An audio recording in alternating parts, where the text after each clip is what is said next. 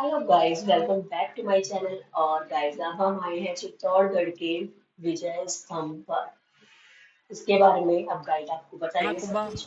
इतने प्रतिभाशाली, इतने शक्तिशाली शासक थे कि राणा कुंभा ने अपने जीवन काल के अंदर किसी भी सिंगल फाइट के अंदर भी किसी किसी राजा से युद्ध नहीं हारे। राणा कुंभा हमेशा अपने जीवन काल के अंदर सारे युद्ध जीते। राणा कुंभा के ऊपर मालवा और गुजरात के जो मुस्लिम शासक होते हैं, दोनों राणा कुंभा के ऊपर अटैक करते हैं, लेकिन हर बार वो हार के जाते हैं। तो दोनों रियासतें सोचती है कि अलग अलग अटैक करते हैं, तो दोनों अलग अलग अटैक करते हैं तो हार जाते हैं, दोनों एक साथ अटैक करते हैं। तो दोनों एक साथ अटैक करने की प्लानिंग करते हैं। राणा कुंभा को पता जाता है कि दोनों मेरे ऊपर अटैक करने वाले हैं, तो राणा कुंभा यहाँ से अपनी मेवाड़ से अपनी मध्य प्रदेश के अंदर अभी जो एमपी है, एमपी के अंदर इंदौर पड़ता है, इंदौर के पास में एक मैदान पड़ता है, उसको सारंगपुर नाम का मैदान बुलाया जाता है। सारंगपुर नाम के मैदान के अंदर इनके तीनों के बीच में युद्ध होता है। युद्ध के अंदर मालवा का महमूद खिलजी और गुजरात का अहमद शाह जिसने अहमदाबाद बसाया है, और यहाँ के मेवाड़ के राणा कुंभा, तीनों के बीच में युद्ध होता है। युद्ध के अंदर राणा कुंभा विजय होते हैं, महमूद खिलजी पकड़ा जाता है, अहमद शाह युद्ध छोड़ के भाग जाता है। महमूद खिलजी को राणा कुंभा मेवाड़ के अंदर चित्तौड़ के अंदर कैद करके लाते हैं, और कैद खाने के अंदर कारागार के अंदर 6 महीने के लिए उसको कैद करके रखते हैं। 6 महीने बाद वो माफी मांगता है, तो मेवाड़ा राणा कुंभा सोने विष्णु स्तंभ, क्योंकि अपन ऊपर देखेंगे ना, भगवान विष्णु की प्रतिमाएं बनी, ऊपर तक देखेंगे भगवान विष्णु की प्रतिमाएं बनी हुई है। हमारे राजस्थान की पुलिस की वर्दी के ऊपर इसका लोगो बना रहता है। एजुकेशन है, जो एजुकेशन का लोगो है राजस्थान के अंदर, उसके ऊपर इसका लोगो बना रहता है। इसको कोई भी हमारे राजस्थान के अंदर खेल कूद के अंदर कोई विजय होता है, तो इसको ट्रॉफी के रूप में इसको दिया जाता है, क्योंकि विजय का प्रतीक के युद्ध के अंदर विजय हुए, राणा विजय हुए, तो इसको बनवाया, इसलिए इसको विजय स्तंभ बोला जाता है। इसलिए कोई भी विजय, किसी भी खेल कूद के अंदर, किसी भी टूर्नामेंट के अंदर विजय होते हैं, तो उसको ट्रॉफी के रूप में इसको विजय स्तंभ को दिया जाता है। 1303 के अंदर रानी पद्मिनी अलाउद्दीन खिलजी के टाइम पे होली के बाद फर्स्ट एकादशी आती है मार्च महीने के अंदर। मार्च महीने के अंदर जब एकादशी आती है, एकादशी के दिन जब रानी पद्मिनी जोर करती है, तो इसी जगह पर जोर करती है। बाद में होली आज़ादी के बाद यहाँ पर वगैरह पाई जाती है, लेडीज़ की अस्थियाँ पाई जाती है। जब कंफर्म होता है कि हाँ ये झोल स्थल है, तो उसको मिट्टी से भरते हैं, पेड़ लगाते हैं, और छोटा साइड के अंदर हवन कुंड बनाते हैं। हवन कुंड बनाते हैं। हर साल रानी की आत्मा की शांति के लिए बड़ा यहाँ पे हवन किया जाता है, इसको जोर मेला बोला जाता है। आसपास के जितने भी राजा राज परिवार है, वो सारा राज परिवार यहाँ पर आते हैं। रानी की आत्मा की शांति के लिए बड़ा हवन किया जाता है। अलाउद्दीन खिलजी किले के ऊपर अटैक करता है। फर्स्ट बार जब वो किले के ऊपर अटैक करता है, तो वो उसे बोलते हैं, हिस्ट्री के अंदर लिखा हुआ है कि वो रानी पद्मिनी के लिए यहाँ पे अटैक करता है। लेकिन रानी पद्मिनी से पहले यहाँ पे रानी पद्मिनी के ससुर होते हैं, रावल रतन सिंह के पिताजी होते हैं रावल समर सिंह, वो किले के ऊपर राजा होते हैं। तब अलाउद्दीन खिलजी यहाँ से गुजरात जाता है, यहाँ से मेवाड़ की सीमा से होकर गुजरात निकल जाता है, वहाँ पे लूटमार करता है। वहाँ पे लूटमार करने के बाद वहाँ पे खजाना जीता जाता है। बाद में अलाउद्दीन खिलजी वापस मेवाड़ की सीमा से होकर वापस दिल्ली लौटता है, तो यहाँ के रावल समर सिंह होते हैं, उससे टैक्स वसूलते हैं। बोलते हैं कि आप मेवाड़ की सीमा से होकर जा रहे हैं, तो आपको टैक्स देना पड़ेगा। उस टाइम अलाउद्दीन खिलजी के पास सेना कम होती है, तो सेना अलाउद्दीन खिलजी यहाँ से टैक्स देके दिल्ली लौट जाता है।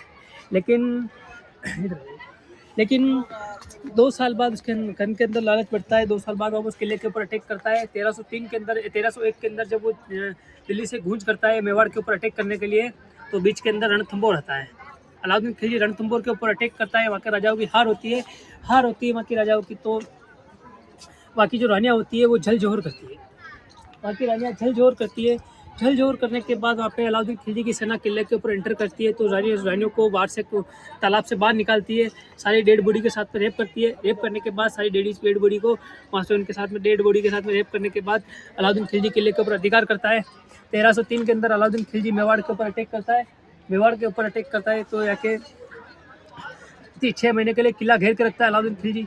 6 महीने किला घेर के रखता है, तो यहाँ पे 6 महीने बाद अनाज खत्म होता है, तो राजपूत बोलते हैं कि ना तो हम भूखे मरेंगे, ना हम किला मुगलों के सामने झुकेंगे। हम किला साधु सन्यासियों को दान दे देंगे, लेकिन किसी के सामने झुकेंगे नहीं, हम साका करेंगे। साके के अंदर लेडीज जोर करती है, और राजपूत होती है केसरिया बांध करने के लिए, युद्ध करने के लिए मैदान में जाते हैं। बाद में जब यहाँ पे राजपूतों के पास में सेना कम है, तो यहाँ पे उनकी हार निश्चित है। तो यहाँ के राज परिवार की लेडीज़ बोलती है कि हम जोर करेंगे, हम अग्नि जोर करेंगे। सारी लेडीज जाती है, नीचे गोमुख कुंड बना हुआ है, जो गोमुख कुंड के अंदर जोहर मतलब वो घूमर जो करते हैं। नहीं, आग के अंदर कूद के अपने आप को आग के हवाले करना, अपने आप आन बान शान की रक्षा करने के लिए अच्छा। जोर करना।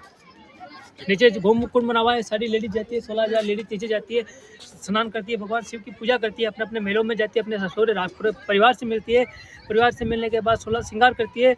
यहाँ आने के बाद मुंह के अंदर गंगा जल लेती, तुलसी का पत्ता लेके हर हर महादेव के नारों के साथ में सारी लेडीज 16,000 लेडीज अलाउद्दीन खिलजी के टाइम पे इस जगह पे जोर करती है। दूसरा अटैक होता है गुजरात का बहादुर शाह पद्मावती। हाँ, लास्ट में रानी पद्मिनी जब जोर करने के लिए जाती है तो रेड कपड़े के ऊपर हाथ का थप्पा लगा के गेट के बाहर, गेट के अंदर से निकलती है। जिस गेट का दृश्य दिखाया जाता है मूवी के अंदर, वो रियल गेट ये होता है। रियल गेट ये होता है, गेट के अंदर से रानी पद्मिनी निकलती है, इसको झर गेट बोला जाता है। वो जो मूवी के अंदर जो गेट दिखाया जाता है वो पर्दे के ऊपर स्टूडियो के अंदर शूट हुआ है। और जो मेवाड़ के अंदर, चित्तौड़ के अंदर जो रियल गेट है जहाँ से रानी पद्मिनी गेट के अंदर से जोर करने के लिए जाती है, वो ये जोर गेट है। गाइस मंदिर को नजर ना लगे उसके लिए लगाया हुआ है ये काला पत्थर है शिव जी का मंदिर।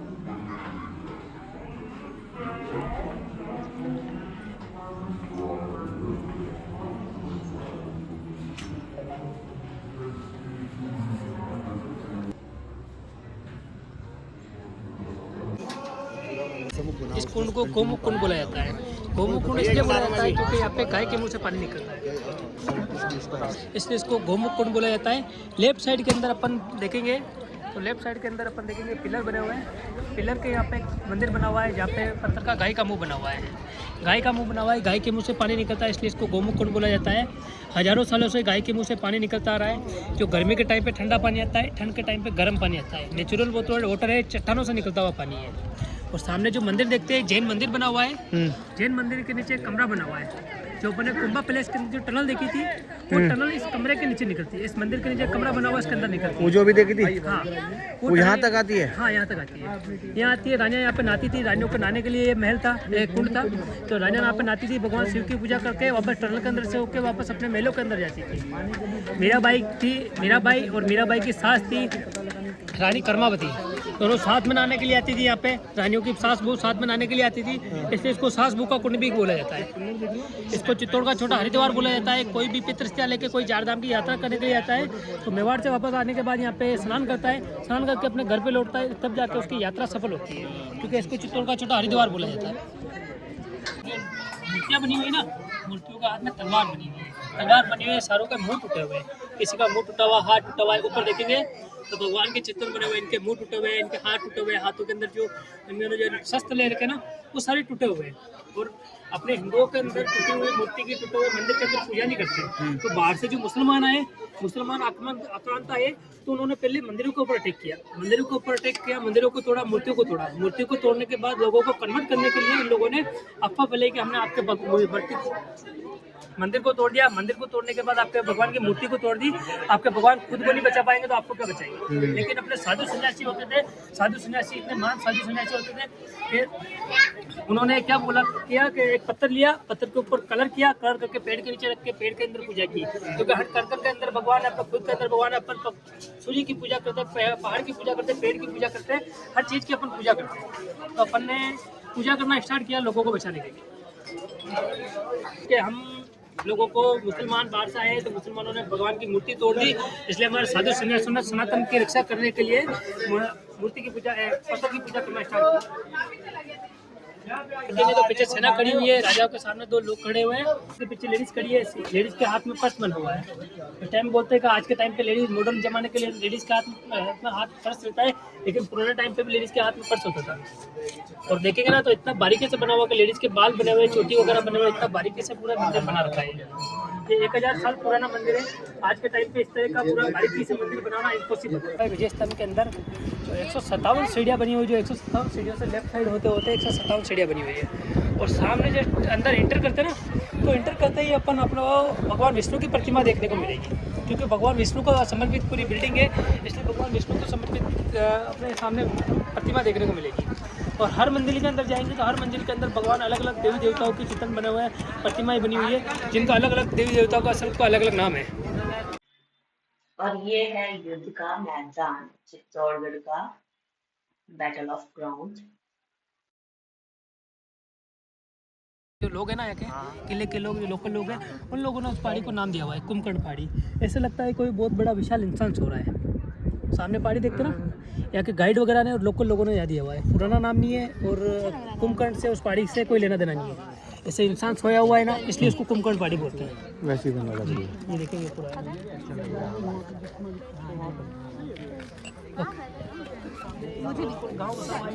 पहाड़ियाँ दिखेगी ये सारी। और यहाँ पे पूरा अफीम वगैरह की, गेहूँ की, मक्का की जो खेती होती है, साइड में अंदर खेती होती है। जो अफीम होती है ना, अफीम की खेती भी होती है इसमें जी। चलो वो तो गवर्नमेंट के अंडर गवर्नमेंट के अंदर लाइसेंस वगैरह होता है उनका सभी।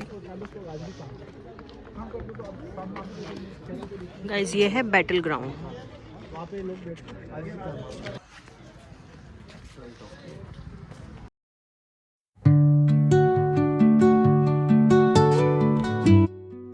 और यहाँ की फेमस है शरीफा की खेती, जिसके रेशे से धागे वगैरह बना के कपड़े बनाए जाते हैं। देखिए सारा प्रोसेस आपको दिखाई दे रहा है सामने। boughs where the shadows play. और ये है गाइस चित्तौड़गढ़ किले पे बसा हुआ ये पूरा गांव।